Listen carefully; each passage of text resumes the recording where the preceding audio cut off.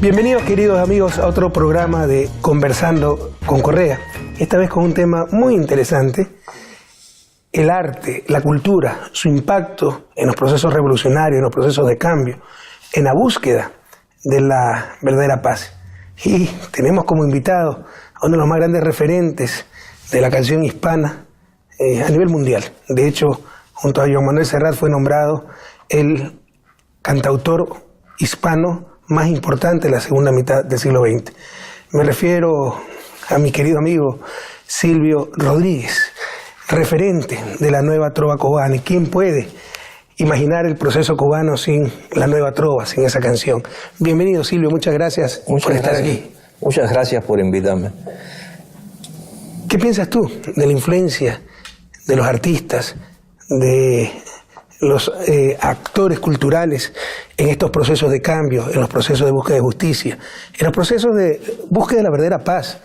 La paz algunas veces creemos que es la ausencia de guerra. La paz es sobre todo presencia, ¿no? Presencia de equidad, presencia de dignidad, presencia de oportunidades para todos, presencia de alegría, presencia de identidad. ¿Cómo ese arte, cómo esa cultura y cómo esos agentes culturales pueden contribuir a la búsqueda de esa verdadera paz, a apoyar esos procesos de cambio? Yo realmente no sé cómo, pero ocurre. Quizás eso tenga su referencia más profunda en la necesidad del ser humano de dejar testimonio. Está esa necesidad desde los primeros signos que tenemos en las cuevas, de personas que de pronto pintaron sus actividades en ese momento. ¿Qué los movió a hacer eso? Son preguntas que todavía la ciencia se hace, desde esta distancia enorme nos la hacemos. ¿Por qué? Yo creo que todo surge de ahí. Y lógicamente los procesos revolucionarios, que son siempre apasionantes y que porque revuelven la realidad, la cuestionan, hacen avanzar el mundo en diferentes direcciones, no son ajenos tampoco a la actividad artística. Ya ahora en estos días más compleja, porque está desde, no sé, la fotografía, el cine, la literatura, la poesía, la danza, la canción, etcétera, etcétera. Y en todas esas manifestaciones caben las transformaciones humanas. Y pueden ser usadas por artistas conscientes, por artistas que además de querer dejar su testimonio como seres humanos, quieren comprometidamente hacer un aporte a esa cosa apasionante que está sucediendo en su realidad. Tal vez con esa sensibilidad especial que tienen los artistas, sobre todo los artistas comprometidos, no es que encuentran un espacio mucho más natural para desarrollar su arte en todas sus expresiones, ¿no? Artes plásticas, artes vivas, la música. Y para mí la música es el mejor invento de la humanidad, ¿no? Y si Diosito me diera el privilegio de nacer de nuevo y concederme un deseo, le pediría ser buen músico, porque yo nací medio sordo de la oreja izquierda y sordo y medio de la derecha para la música, ¿no? No digas eso, pues si yo te he visto cantar a ti innumerables ocasiones. Era el único abuso de poder que cometía de vez en cuando. Y como era presidente, qué lindo que canta presidente, esa no me la creo. Yo sé que no tengo voz, no tengo ritmo. Lo único es que me sé todas las letras. Pero esa era la maldición de mis amigos en las peñas, porque era una que no se sepa Rafael y me sabía todita. Pero en todo caso, me decían... Es proverbial que tú te sabes todas las canciones del cancionero latinoamericano. Pero bueno, en todo caso, los artistas tienen una sensibilidad especial, eso es claro. Sobre todo aquellos artistas no mercantiles, ¿no? Los que desarrollan su arte por vocación, ¿no? No es una profesión, es una vocación. Entonces, no es que encuentran un espacio más natural a sus inclinaciones, no es que encuentran inspiración en estos procesos de cambio, y ese es uno de los motivos por los cuales se nota cuando existen estos procesos, cubanos, chilenos, a alguna distancia el ecuatoriano, que hay este desarrollo, por ejemplo en este caso que estamos hablando, el nuevo canto chileno, la nueva trova cubana. La nueva canción argentina también. Sí, con Cafrune, toda esa gente. Exactamente, Jorge Cafrune.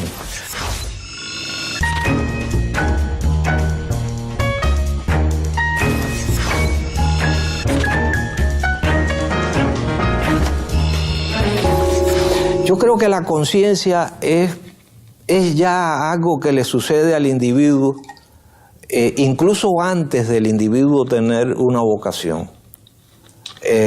Yo empecé a hacer canciones y es que no puedo hablar de la experiencia de otros, tengo que hablar de la mía, de la propia, porque yo supongo que eso ha llegado a cada persona de una manera muy particular. Entonces, a mí primero me atrajo, me sentí comprometido con lo que estaba pasando en Cuba, porque cuando yo tenía 12 años, recién cumplido, triunfó la revolución. Y fui uno de los jóvenes, de los muchos jóvenes que se vieron enrolados en todo el proceso revolucionario y en todos los combates a los que la juventud estaba destinada. Uno de ellos maravilloso y fundamental. Ha sido una de las piedras que sostiene todo lo que ha construido Cuba y que ha sido la educación. O sea, la campaña de alfabetización. Eso es maravilloso y yo me siento realmente muy contento de haber vivido esa experiencia como alfabetizador. O sea, tú fuiste militante, estuviste ahí, participaste. Sí, es una forma militante, no. Yo fui un joven que entendió a través de los velos que nos quitó la revolución y sobre todo la palabra de Fidel, que entendió lo que era nuestro país, las necesidades que habían y lo hermoso que era entregarse a trabajar por el bienestar de todos. Yo entendí eso, pero no lo entendí solo, lo entendieron todos los jóvenes de mi generación. Sí. Y por eso cuando Fidel dijo, les vamos a pedir a los estudiantes secundarios un año de su trabajo escolar para que se vayan a los campos a alfabetizar. Todos los muchachos, quizás alguno dijo que no, pero bueno, habían broncas en las casas. A mí mismo, tenía 14 años, hubo bronca en mi casa, porque mi padre quería dejarme ir, pero mi madre, que yo nunca había salido solo de mi casa, aquello fue un lío. Por suerte triunfó mi padre, ¿no? Y yo también que empujaba, porque me quería ir. En fin, toda esa aventura, ese abrirse a la realidad social, que fue la invitación que nos hizo la revolución. Este es su país, vamos a hacerlo entre todos. Sin duda, mucho antes de que mi vocación guitarrística o cancionística apareciera, influyó, determinó cuando empecé a hacer canciones. Porque ya yo era una persona con una visión y con un compromiso como persona. O sea que esa cosa del huevo y la gallina, el huevo de mi gallina fue así. ¿Y hasta dónde es necesaria esa expresión artística para acompañar los procesos de cambio? ¿Cuánta influencia tuvo en la Revolución Cubana? ¿Es posible imaginar la Revolución Cubana y los procesos de cambio como la de Unidad Popular en Chile sin el canto nuevo chileno, sin la nueva trova cubana? O sea, yo entiendo perfectamente. No es que una canción va a ser una revolución. Para nada. ¿Ya? Pero, ¿no? Para nada. Ayuda un poquito. La revolución se siente reforzada con una buena canción, sin duda, con buenas canciones y con arte. Sobre todo eso. Sobre todo tratando de que sean buenas. Porque no es solamente tener un compromiso con lo social, también es tener un compromiso con el arte. Porque si no, no eres artista. No puedes decir que eres artista. Eso lo decía mucho Alfredo. El arte tiene que ser de calidad. Sí, tiene que ser revolucionario, pero si no es de calidad, no es arte. Entonces tú le podrás llamar a ese engendro esa cosa revolucionaria, pero no arte revolucionario. Totalmente de acuerdo contigo. Es vital que el arte tenga calidad.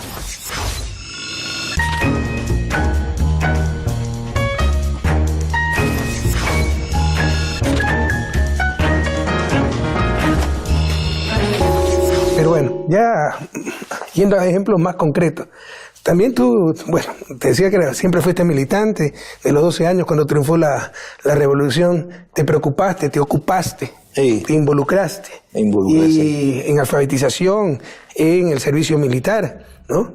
No, y en la milicia. En estos mismos días, que son días de abril, yo me hice miliciano el 15 de abril de 1961. En mi escuela, cuando atacaron las bases de aquí de La Habana, de San Antonio de los Baños, que es mi pueblo. Claro, pues tu pueblo fue bombardeado. Exactamente. Exactamente, 3 días antes. Y Santiago de Cuba también, que fueron los 3 aeropuertos que atacaron.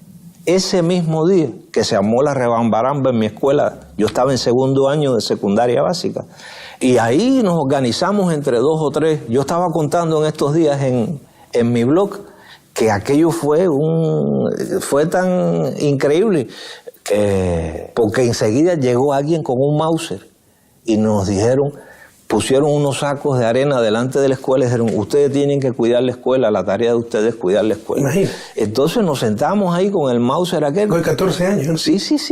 Increíble.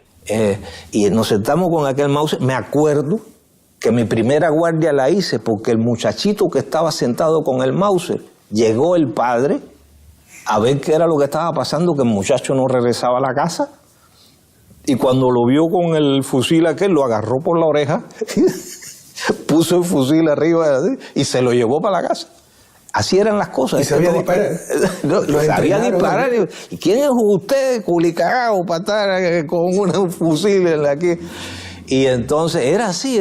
Así nos hicimos hombres de un día para otro. Aquella cosa que digo en una canción,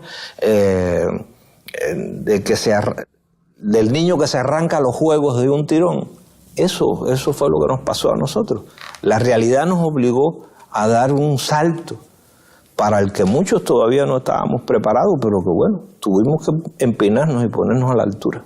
Presidente, estaba conversando eso, de tu militancia, de tu involucramiento, y luego te embarcas en el Playa Girón, de tu espíritu aventurero. Sí, ahí lo de Playa Girón es la cosa del isleño. El isleño siempre tiene la interrogación de qué es lo que hay más allá. Y eso coincide con que en Cuba, por razones de desarrollo económico, se crea la flota cubana de pesca. Que nosotros, un país rodeado de mar, pero no teníamos una flota de pesca organizada, porque eso no se veía así. Y en aquel momento se crea la flota cubana de pesca, se reclutan a miles de jóvenes, se meten en los barcos y se lanzan a los jóvenes a los grandes pesqueros internacionales, zonas de pesca, que se le llaman pesqueros. Y ahí se metían meses, a veces años. Y entonces, que era un trabajo heroico, había algunos que se volvían locos. Y yo me entero de eso y le digo a un amigo, ¿por qué no me ayudas a montarme en un barco de eso? Y yo voy y le canto a la gente allí. Y bueno, eso se dio y maté 2 pájaros de un tiro. Por una parte ayudé a los pescadores entreteniéndoles sus noches, y por otra me maté la incógnita de ver qué era lo que había un poco más allá del horizonte. Y te falta algo sumamente importante, porque estuve leyendo al respecto, y en 4 meses, 120 y pico días, hiciste más de 70 canciones. Hice unas cuantas. ¿Y en qué espacio podías escribir, pensar, retirarte? Yo compartía mi camarote, es decir, un pescador compartía su camarote conmigo. Yo no compartía nada. Yo era un extraño que llegué ahí. Él dormía abajo y yo arriba. En fin, así, cuando él se iba a trabajar, yo me quedaba solo ahí con una grabadorita pequeña que me había prestado un amigo, y ahí con 3 casetes de 90 minutos, y ahí grabé todo lo que se me ocurrió. Escribí muchísimo. Si mal no recuerdo, también Ojalá, ¿no? Que es de mis canciones favoritas. Ojalá la escribí. Qué preciosa canción. Ahí escribí en guitarra. Ahí escribí Ojalá, y ahí escribí una canción que a mí me gusta y que siempre la considero que es algo que de lo que he hecho que vale la pena, que es Playa Girón. Claro, Playa Girón. Que es Playa Girón. Con lo que dice. Sí. por lo que dice. Compañeros poetas. Sí, porque es como un arte poética, ¿sí? ¿No? Es que es eso mismo que tú has estado tratando de decir. O sea, ¿cómo me ubico?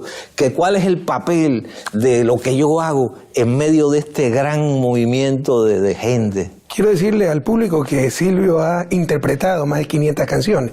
De esas la inmensa mayoría tuyas, ¿no? Sí, sí. ¿Cuántas canciones tiene en total? ¿Llevas cuenta? No. Pero hay canciones... Buenas no son muchas. No, por favor. Nos cansaríamos, no nos alcanzaría el programa de enumerarlas muy buenas. Y de mis favoritas, por ejemplo, El Necio, que es un lema de vida, lo he utilizado en discursos, ¿no? Claro. ¿Será que la necedad parió conmigo? La necedad de lo que hoy resulta necio. La necedad de asumir al enemigo. La necedad de vivir sin tener precio. Fabuloso. Claro. ¿Tienes alguna canción favorita de tu autoría? ¿Alguna canción favorita? ¿Mía o de otros? Tuya. Mía. Te voy a decir con sinceridad, la que estoy haciendo es la que más me gusta. Qué bien. Buena respuesta.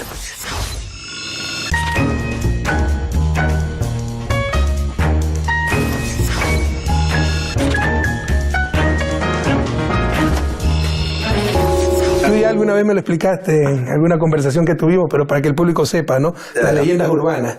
Que unicornio lo escribiste porque tenías un blue jean, un pantalón jean que de marca, unicornio azul, que lo habías puesto a secar, se te lo robaron y por eso escribiste mi unicornio azul. Eso ayer se me perdió. En realidad. Es un mito urbano. En realidad, eso lo dijeron de la canción y me lo han repetido tantas veces que yo acabé asumiéndolo. Ya es verdad. Exactamente. Como hay gente que me dicen que me conocen de la prisión, por ejemplo, y que vienen convencidos, no, estuvimos juntos en tal lado. Y cuando yo digo, yo nunca estuve preso, me dicen, no, yo te entiendo. Entonces ya cuando alguien viene... Pero aclaremos, es falsa esa leyenda urbana, ¿no? No la escribió porque se le robaron un pantalón de marca unicornio azul. No la escribí por eso. Y lo otro, pero mira, es la táctica mediática. En la repetición creen que está la demostración, entonces repiten, no te tomas la molestia ni de mentir por los unicornios. Y que yo te conocí en la cárcel. Créeme, ¿cómo uno enfrenta esas cosas? No es fácil. Sí, es increíble. Yo una vez escuchaba en radio, autoridades políticas, concejales, etc. No, la casa del $1.000.000 que tiene en el Valle Correa. Pero si yo estuve ahí, yo lo visité. Claro. Que me presente, por favor. Es increíble cómo eso ocurre. Y mira, es imposible dejar de aprovechar la oportunidad, Silvio, de hablar con alguien como tú, un personaje artístico histórico, tan comprometido, de una inmensa sencillez, porque tú has contribuido mucho a estos procesos de cambio, has inspirado generaciones enteras. Esto ha sido vital para los procesos de cambio, las luchas en nuestra América. Y yo creo que es muy importante el arte, la música. Te inspira, te convoca, te impulsa, ¿no? Pero bueno, es ineludible hablar contigo de la situación de Cuba.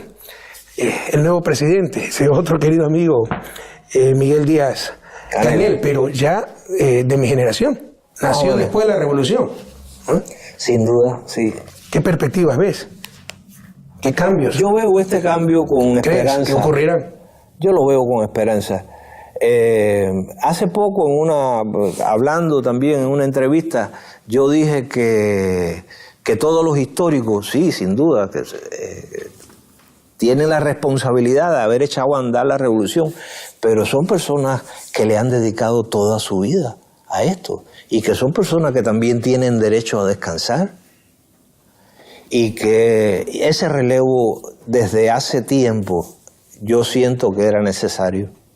Y me parece muy bien que se haya preparado y me parece muy bien que se haya planificado todo lo que se haya planificado, pero que tenía que ocurrir. Y es bueno para Cuba, es bueno para la revolución. Y cuán bueno, eso lo dirá el tiempo, porque tampoco soy adivino. Pero lo veo todo con esperanza. Me parece bueno, lo apruebo, lo aplaudo. Maravilloso. Creo que todos no podemos hablar de aprobar. Si algo es Cuba es soberana, pero lo aplaudimos, ¿no? Y enhorabuena. Y mucha suerte a Miguel.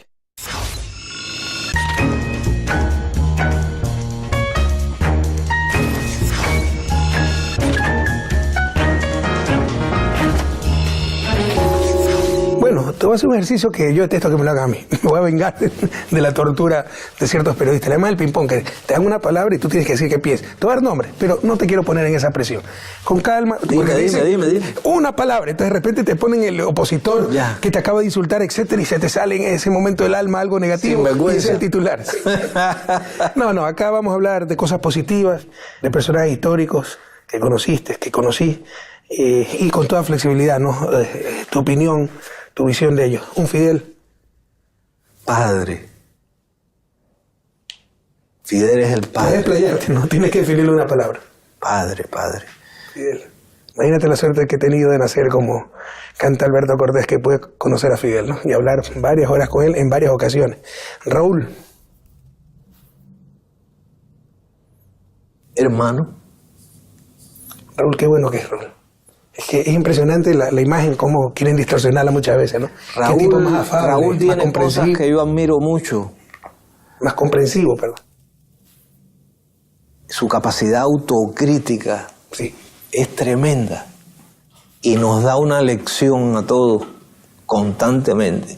Lo que algunos no la quieren oír, algunos la soslayan. Personajes continentales, Pepe Mujica. Ese es una persona entrañable, ese es un hermano. Es un filósofo. Un filósofo. Hugo Chávez. Era un iluminado, Chávez. Era un hombre inspirado. O sea, la visión estratégica de Chávez era impresionante. Y su visión geopolítica, increíble. Él anticipaba los acontecimientos como Fidel. Increíble. Lula da Silva. Es tremendo lo que le están haciendo a Lula. De lo único que es culpable Lula es de haber sacado de la miseria a millones de... 38 millones de brasileños. De brasileños. Pero aquí te voy a decir algo duro. ¿Dónde están defendiendo a Lula? ¿Dónde estuvieron para defender a Dilma? Es terrible. El problema es que evidentemente no solo basta con sacar de la miseria a la gente, hay que explicarles por qué. Hay que crearles conciencia de lo que se está haciendo por ellos y por qué, y de lo necesario de que ellos se comprometan con las ideas. Si no ocurre esto. Pero es difícil muchas veces, ¿no? No, yo sé que es difícil. Nos piden que seamos políticos, líderes espirituales, que cambiemos la naturaleza humana. A veces no se puede, ¿no? Y el proceso cubano fue un proceso, aquí la gente tiene una conciencia política impresionante, pero fue un proceso muy peculiar.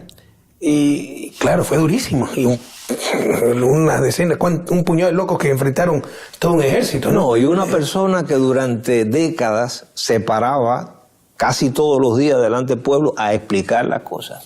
Pero la burguesía dejó Cuba y aprendieron la lección. Y dejaron Cuba, me contaba Fidel.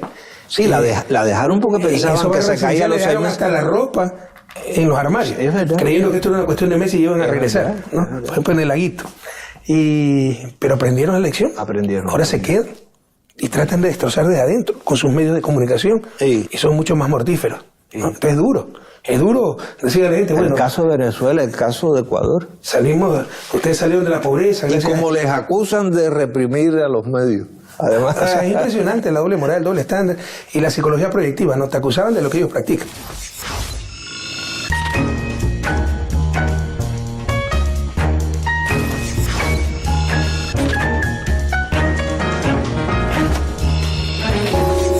Bueno, personajes históricos y contemporáneos, ¿no? Evo Morales.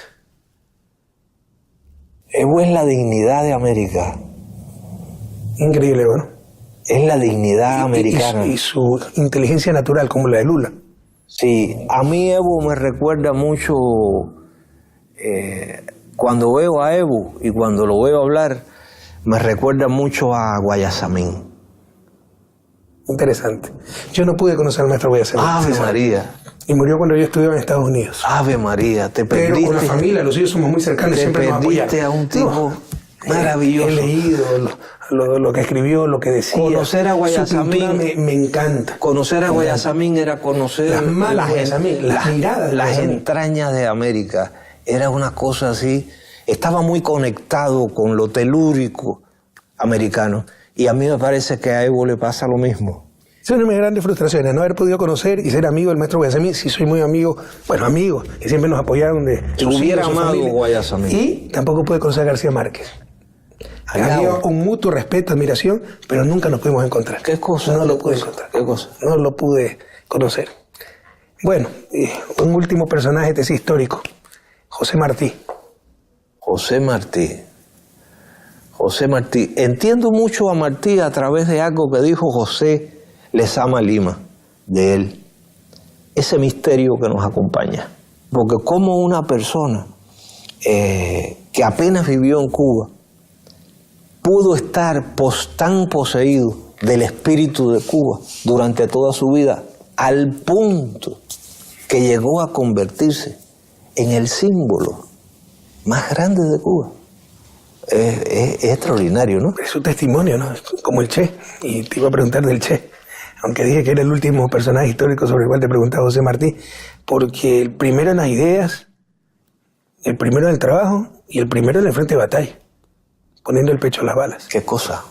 Por cierto, yo siempre te tuve mucho aprecio, Rafael, pero cuando te secuestraron, la actitud tan recta, tan viril que tuviste, realmente, no a mí solo, te nos creciste mucho, a todos. Omisión imperdonable, cerremos con broche de oro. ¿Qué es para ti Che Guevara? Para mí el Che es un ejemplo de dignidad humana. Por eso le escribí una canción que se llama Hombre, sencillamente Hombre. Desciende a mi ciudad tu ejemplo. Hombre.